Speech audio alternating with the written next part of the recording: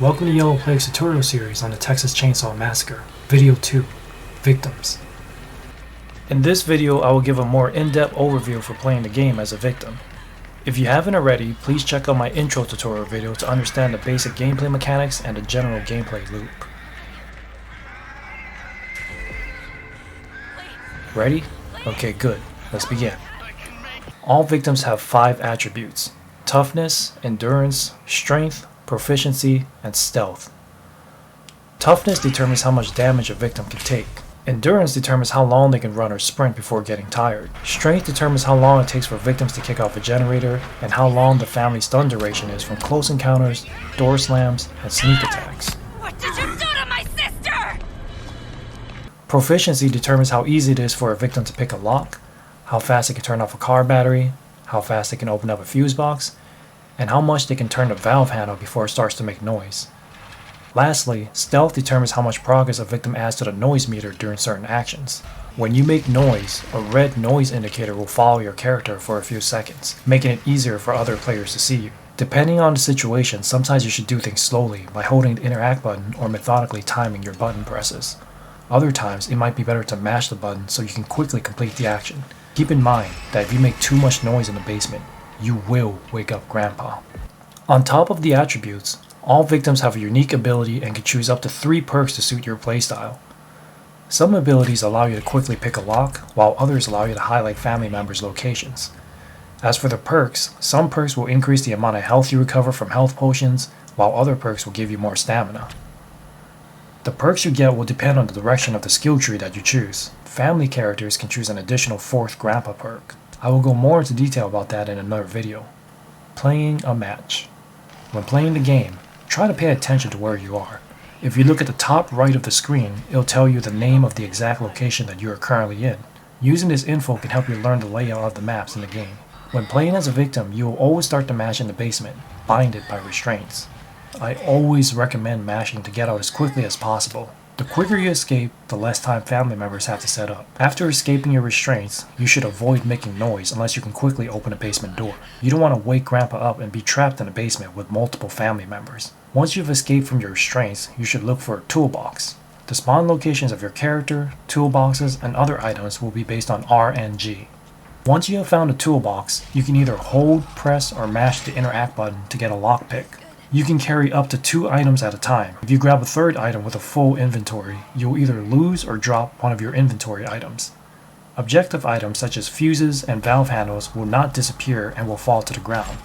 However, if you decide to grab an item from the toolbox, bone pile, or the ground while carrying a lockpick, bone scrap, or potion, then one of those items will vanish from the match. You can switch the active item in your inventory by pressing left and right on the D-pad or 1 and 2 on the keyboard. Your current active item is the one that will get replaced when you pick up a 3rd item. After finding a lockpick, you should go pick open a basement door. There are 5 basement doors on every map, and they are normally blue. You have to play a minigame to open up the lock. After finding the sweet spot by moving a mouse or thumbstick, you can either hold or push the interact button to pick the lock. If you press the interact button too many times without giving your tool a break, the lockpick will snap, and you cannot pick the door open unless you have another lockpick. There are 2 notches on the lock. Your progress will be kept if you get interrupted after reaching the notches. After picking the lock, you can open up the basement door and start phase 2 of the game. After opening the slide door, Grandpa will wake up and moan. His moan will serve as a sonar. If you move during his moan, your character will be highlighted yellow for other players to see. Keep in mind that if a victim is unalived by Leatherface or if family members feed Grandpa to level 1 during the basement phase, he will also wake up. After leaving the basement, you will be in the inner compound. You can either stay here and complete the phase 2 objectives, or you can pick the fences that lead to the outer compound and start phase 3. Phase 2 objectives are normally the valve tank and the fuse box. Nancy's house also contains the generator objective in the phase 2 area. Family house will also sometimes have the valve tank in the phase 3 area. The spawn locations of the objectives and the objective items are based on RNG. In order to complete the valve objective, you must first find the valve handle. After finding the valve handle, you can attach it to the valve tank. Once it's attached, it will make a noise. The noise can be heard by everyone, including family members. After attaching the valve handle, you can either hold the interact button or mash it to turn on the valve tank. Once the valve tank is on, it will make a noise that will alert everyone in the game. Pressure will also start applying to the progress meter. If a family member turns off the valve tank, the progress meter will reverse. Once you've successfully filled the progress meter, the valve doors will open up and be highlighted yellow. Run through the valve doors, and you will escape and win the game. The valve doors will automatically close after about 60 seconds, so don't hang around. The other Phase 2 objective is the fuse box. In order to complete the fuse box objectives, you need a lockpick and a fuse. Once you have acquired these two items, hold the interact button to open up the fuse box. There is no lockpick minigame. After opening the fuse box, insert the fuse. After inserting the fuse, you have to play a minigame. There are 2 rows of fuses. You must match the correct colored fuses in the correct slots. The number of the fuses must also add up to be the displayed number. Once you've completed the skill check, the fuse door exit will open and be highlighted for a few seconds. You must now run back down into the basement or jump down a well. Family members can close the fuse door after about 30 seconds. If they don't manually close it, then it will close by itself after about 1 minute, so don't hang around. Also, don't be surprised if you find someone waiting for you in the basement. If you don't want to do these 2 objectives, you can head towards the outer gates and try to pick the locks open. This leads to the Phase 3 area. The outer gates protect the car battery and generator objectives for most maps. The car battery and generator are both attached to a metal grid. In front of the grid is normally a locked fence. If anyone steps on the metal grid while the car battery and generator are on, they will get shocked and fall down. Certain family members may be immune to getting shocked on the metal grid if they have the rubber boots perk. In order to complete the car battery and generator objectives, you must pick the locked fence in front of the metal grid and turn off the car battery or generator. To turn off the car battery, you just have to hold the interact button while standing in front of it. To turn off the generator, you must hold the interact button while standing in front of it. When either of those objectives are turned off, they will make a noise that everyone can hear and alert family players.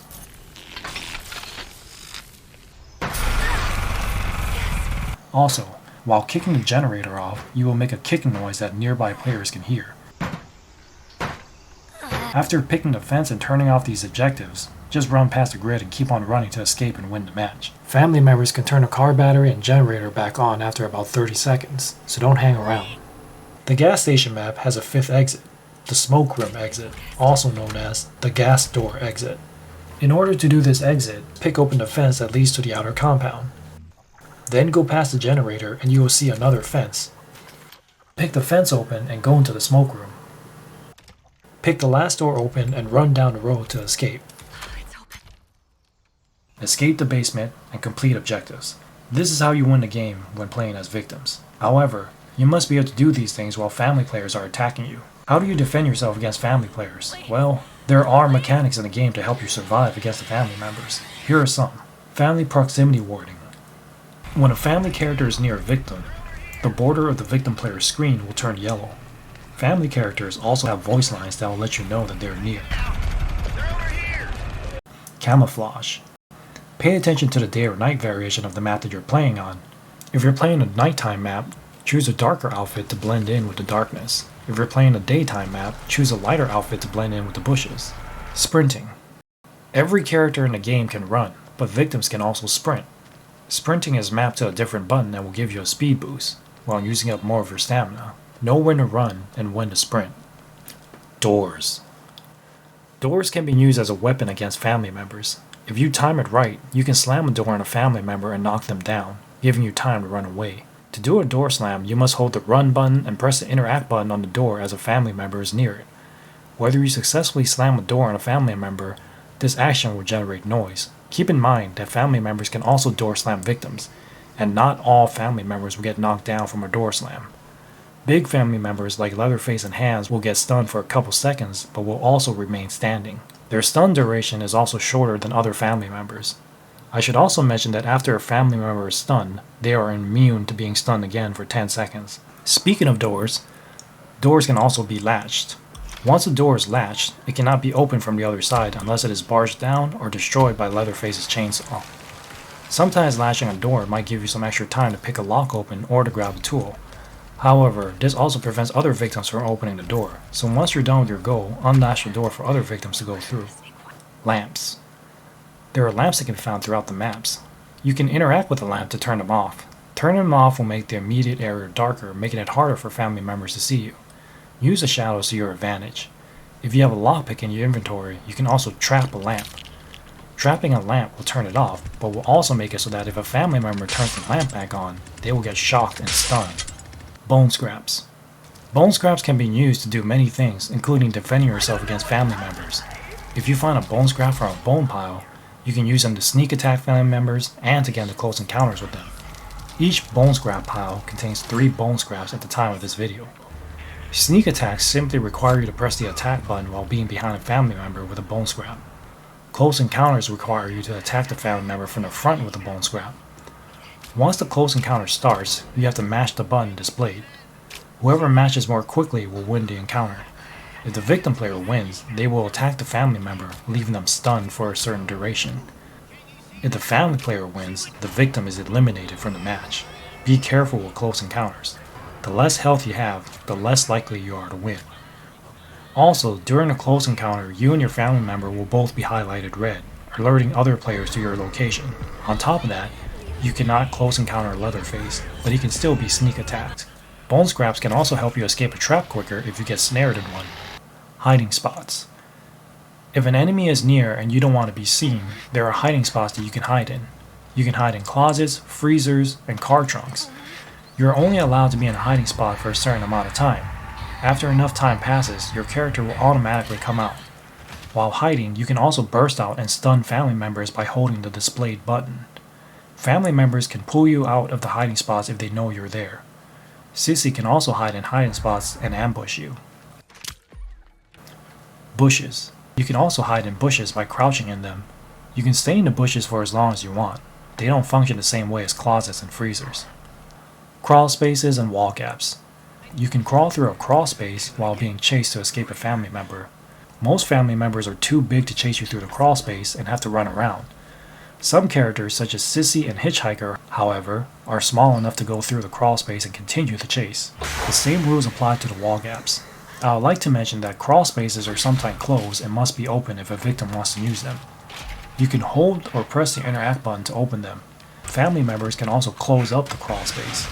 Leatherface can destroy the crawl space, eliminating it from the rest of the match. Wall gaps cannot be destroyed or closed. However, Leatherface can thrust his chainsaw through the wall gap and hurt you if you're near. Obstacles. Obstacles are the brown barricade thing that can be found throughout the map. Only victims can traverse over them. Going over them is normally a good way to get some space between you and a family member. Leatherface and Hands, if he's using a certain perk, can destroy the obstacles, eliminating them from the rest of the match. While obstacles are a great way to escape from family members, be careful while using them. Some are actually placed at certain areas that benefit family members if you use them. Cars. You can climb through car seats. Family characters cannot climb through and must run around to meet you on the other side. Ladders. Ladders can be found throughout the map. Leatherface and Hands cannot climb ladders, so if you're being pursued by them, climbing a ladder might help you escape. While climbing a ladder, you can also press the displayed button to drop down. Doing so can help you avoid a family member at the top of the ladder. Depending on the height, you may lose health and get stunned. Before climbing down a ladder, make sure that the door in front of it is unlocked. You don't want to get trapped in the same room with a family member that can climb ladders. Windows. Some maps have windows that you can jump through. Jumping through windows can help you escape family members or may lead you to a new area. However, you will take damage and you can't control where you land. Once a window has been broken, you can jump through it again, and will receive less damage than you would if the glass was still there. To jump through a window, you must run towards it and press the interact button. Health potions. If you are injured, you can use a health potion to recover some health. There are a limited amount of potions per map, so try not to use them unless you need them. Wells. Wells are quite possibly the strongest mechanics that you have as a victim. Wells are found throughout the compound once you've exited the basement. If you are hurt or can't escape from a pursuing family member and need to reset, you can interact with the well to drop back down into the basement. Once you're back in the basement, try to heal up with a health potion and grabbing some tools or bone scraps before venturing back up. Family members cannot interact with wells and have to run into the basement via the basement doors or ladders to continue chasing you if you've gone down the well. Keep in mind, just because you've gone down the well, it does not mean that you are safe. Experienced family members will either run downstairs to meet you where you land, or a teammate will be ready to flank you in the basement after you've been chased down a well. Last victim. When you are the last victim in the match, family members will be highlighted yellow for about 10 seconds. Things to look out for. Incapacitation. Certain actions may cause your character to bleed out and become incapacitated if they occur while you're on low health. Actions like jumping through a window, getting injured from a trap, falling down a well, getting shocked, getting door slammed, or being attacked by family members with certain perks and abilities. Once incapacitated, your character will lie on the floor and take several seconds to recover. If a family member attacks you during this time, you will be executed. You are allowed 1 incapacitation per match. If you get incapacitated twice in the same match, you will be eliminated from the game. Bone chimes. Bone chimes can be found throughout the map and will make noise if you run through them. You can cut them down with a bone scrap. Cutting them will not use up your bone scrap. Nuggets. Nuggets are caged chickens that can be found throughout the map. If anyone goes near them, they will cluck and make noise while putting a red noise indicator on the person that was near them. You can use a bone scrap to silence nuggets by stabbing them. Toilets. Toilets can be interacted with to make noise. They're normally near a wall gap. Be careful when interacting with a wall gap near a toilet. You might flush the toilet by accident. Grandpa and his abilities. Grandpa can be fed by family members to level up. Family members have a special 4th perk called a Grandpa perk. The perks vary by level and are activated when Grandpa levels up to a required level. The most powerful Grandpa perks are level 3 and will be activated once Grandpa reaches level 3. The more powerful Grandpa is, the more often he will moan. His moan works as a sonar. If victims move during Grandpa's moan, they will be highlighted yellow for everyone to see. Once Grandpa is level 5, he will moan very often and highlight all victims' locations regardless if they move or not. If you feel that Grandpa is too oppressive, you can stab him with a bone scrap to bring him down a level. After being stabbed, Grandpa will be KO'd for about 30 seconds and all Grandpa perks will be deactivated for the duration. Once Grandpa comes to, his perks will also reactivate, granted that he's at the required level. Also, if you approach Grandpa when he is conscious, he will moan and highlight you yellow for other players to see you. So be careful as you sneak around Grandpa. Traps. Certain family members have the ability to set traps. They can trap wall gaps, crawl spaces, obstacles, doors, hallways, and objectives. In order to disarm the trap, you need to have a bone scrap or the bomb squad perk. Disarming a trap will use up the bone scrap. Hitchhiker, Nancy, and Hans all have traps. Sissy's poison. Sissy can blow poison at you and poison items. When you are poisoned, there will be a red noise indicator that will follow your character. You will gradually lose health, and your movement may slow down depending on Sissy's upgrade path. She can poison health potions and objective items. Drinking a poison potion will not heal you. Poison items will have a small green cloud around them, so be careful when you grab those things. She can also poison Hitchhiker's trap to increase his damage. Cook's hearing ability. If you aren't crouch walking while moving, Cook might be able to ping you with his hearing ability. Once you are pinged, you will be highlighted red for either Cook or the entire family team to see, depending on Cook's upgrade path. Crouch walking is the only way to prevent Cook from pinging you. Cook's padlocks. On top of pinging you, Cook can also padlock the door and gates to make it harder for you to escape. You will have to pick open 2 locks instead of 1 to open the door. Cook has 3 padlocks and cannot padlock slide doors outside of the slaughterhouse slide door. Johnny's tracking. Johnny has the ability to track your footprints. Once he finds a set of your tracks, it will show a set of your footprints and he can follow them until he finds you. Crouch walking is the only way to make your footprints disappear from Johnny's tracking ability. Nancy's spy ability. Nancy can use her ability to see the game through your perspective for a few seconds. There is no counter to this. It is best you move quickly once she uses her ability on you. Hans' barge. Hans has the special ability to barge and knock you down. It does minor damage, but will give time for other family members to arrive and gang up on you. Hans' ripstall.